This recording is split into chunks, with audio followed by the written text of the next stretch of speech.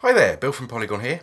In this video you'll learn how to download and apply a Poliigon material in Blender using our Material Converter add-on. Let's get straight to it by selecting our material. We'll be using Wood Floor 044. It's a free material on Poliigon, so feel free to download it now so you can follow along.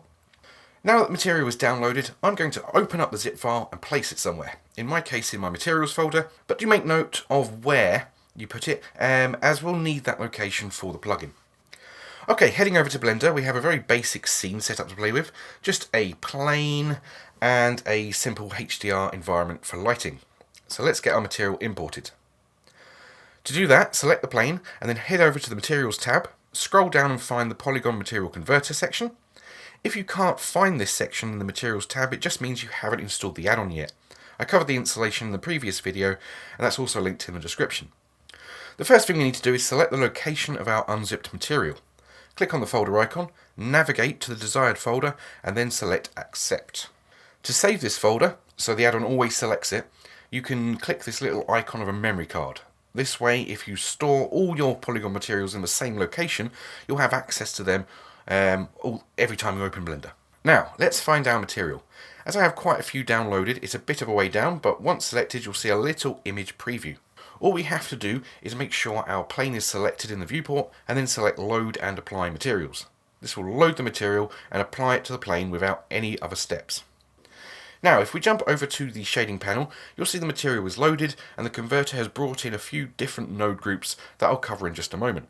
Before that though, I want to quickly mention some of the advanced options within the converter.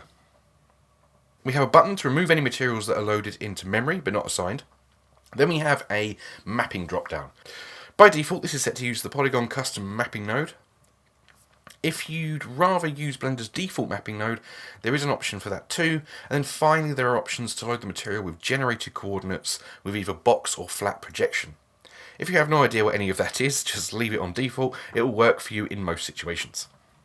Most of the other options in here are self-explanatory, with the exception of Use Micro Displacements.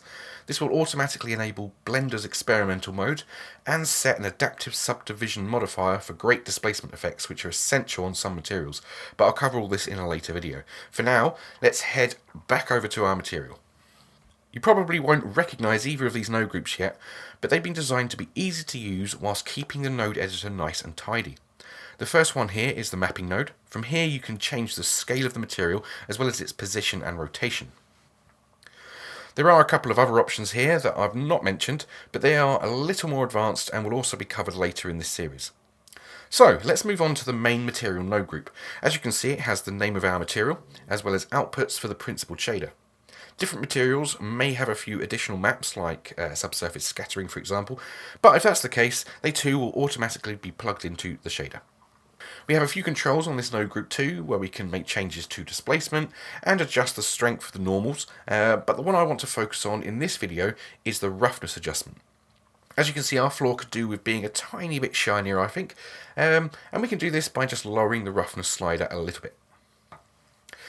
In the next videos, I'll be covering adding in surface imperfections for extra realism, setting up displacement and adaptive subdivision, as well as combining multiple materials together and dealing with texture repetition on larger areas.